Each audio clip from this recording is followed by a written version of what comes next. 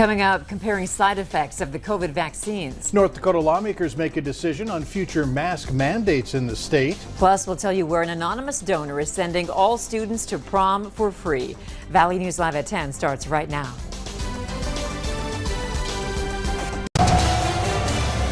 This is Valley News Live at 10.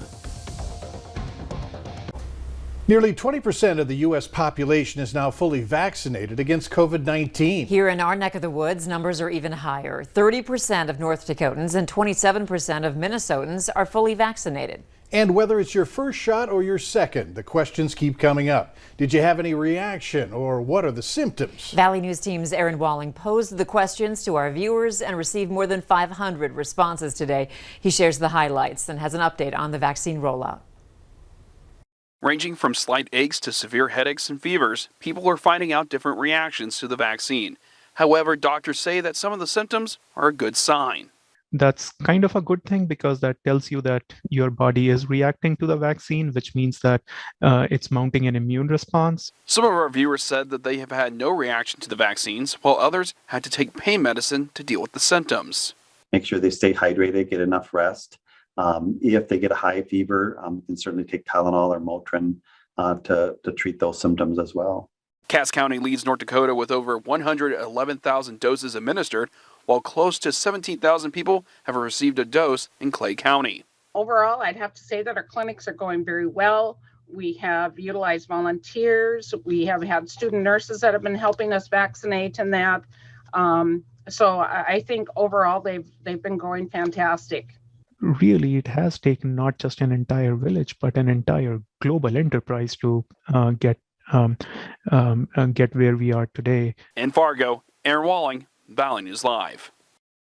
The CDC says you could experience fever, fatigue, and aches from any of the COVID vaccines. Minnesota health officials are getting creative to get more people vaccinated. The governor kicked off a new campaign today focusing on workers in the food industry.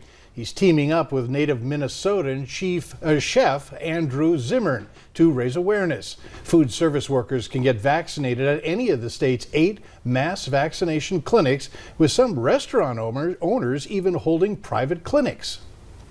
Food people and restaurant people are the most creative business leaders in America. It's unbelievable. I think the golden age of restaurants is actually ahead of us. I just think it's more like 2024 and beyond. A new study by Carnegie Mellon University found that 23% of people are hesitant to get the vaccine. And with so many options out there when it comes to receiving a vaccine in North Dakota and Minnesota, use our VNL vaccine tracker to sort through them. It's right on our homepage of the website, or you can open your phone camera and point it to the QR code on your screen, then tap the link that pops up.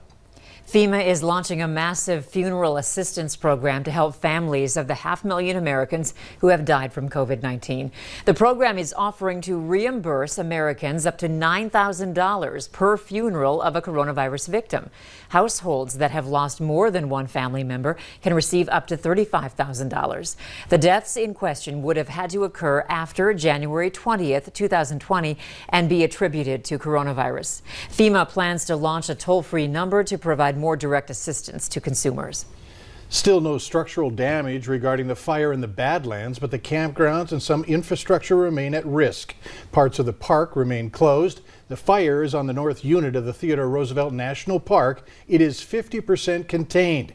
It's already burned about 5,000 acres in the park and Little Missouri National Grassland. The western part of the state could certainly use the rain we're getting here in the Fargo area. So let's go over to Hutch now with a first look at what's happening right now. Hutch?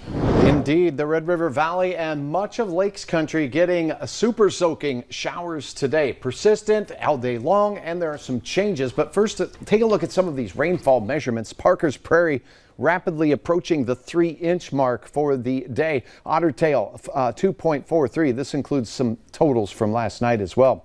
And over an inch in Morton, Wahpeton, Staples, Campbell, and Perham as well. Fargo a little over a quarter to a third of an inch and counting heading into the late night hours. Here's a look at the latest radar from Lidgerwood through Breckenridge and into northern parts of Wilkin County. We have a heavy band of showers. Showers lightening up just a pinch in the FM area in Cass and Clay counties. Still some heavier showers from Bagley through the Nadawash area and into Pennington and Red Lake counties. One thing to point out here as we head into the overnight hours, the aerial coverage of our rainfall is diminishing. Things are drying up in southern Otter Tail County, and the intensity is also decreasing. That trend continues overnight, and I'll have updates on your forecast in hour by hour style here in just a moment. Look forward to it. Thanks. In North Dakota, at least one local and some state law enforcement agencies say they have used a facial recognition app built using billions of photos collected from social media without consent. West Fargo Police and the North Dakota BCI were recently named in an article on BuzzFeed stating they had used Clearview AI to watch and identify people. The app has been scrutinized nationwide due to privacy concerns. Do you think that's a privacy concern at all? I mean, definitely. They shouldn't be able to look at you or stuff like that, but if it helps with catching bad guys, I mean, why not? I'm sure it's bound to help them. I mean, in a perfect world, we wouldn't need that, but it's where we're headed. We also checked to see if any Minnesota agencies have used the facial recognition app. Closest to home to use the app, Stearns County. The sheriff there says they used the app in a free trial, but didn't find it helpful and won't be using it long term. If you need help uncovering an issue in your community, call our whistleblower hotline and we'll do our best to get to the bottom of it.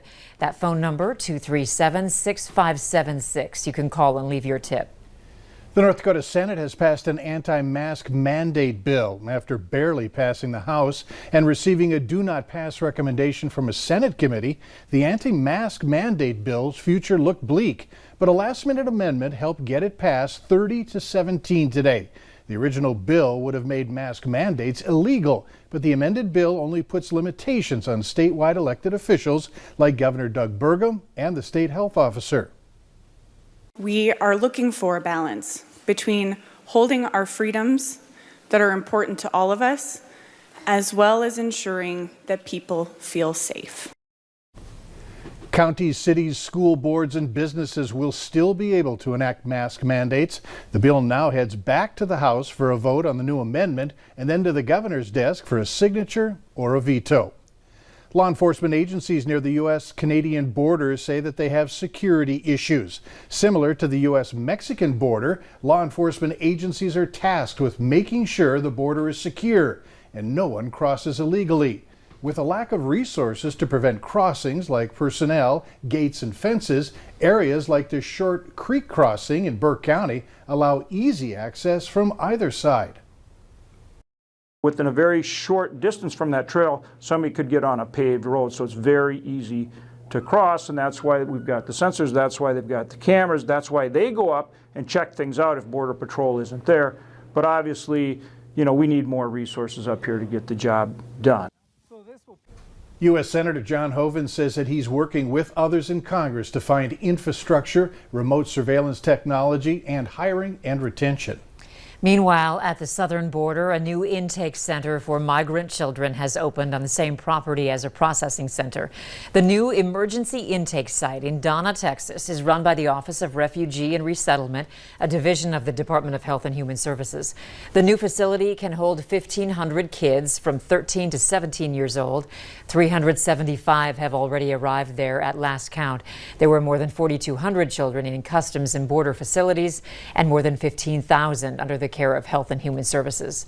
The Biden administration is looking at whether more children were separated at the border during the Trump administration's zero tolerance policy. The Department of Homeland Security says it's reviewing 5,600 files. Under President Trump's policy, border officials separated at least 2,800 children from their parents, but officials later learned at least 1,700 more had been separated before the policy went into effect in May 2018. The Homeland Security official says the records are inconsistent and incomplete. I've heard snippets in the hall that they're excited. Still ahead tonight, a heartwarming story out of Detroit Lakes where an anonymous donor is making a big impact on this year's prom. Drought conditions out to the west are severe to extreme. Here in the valley, good soaking rain showers will likely bring much improved conditions to our drought here. We'll have details in your hour-by-hour forecasts on more wet weather next.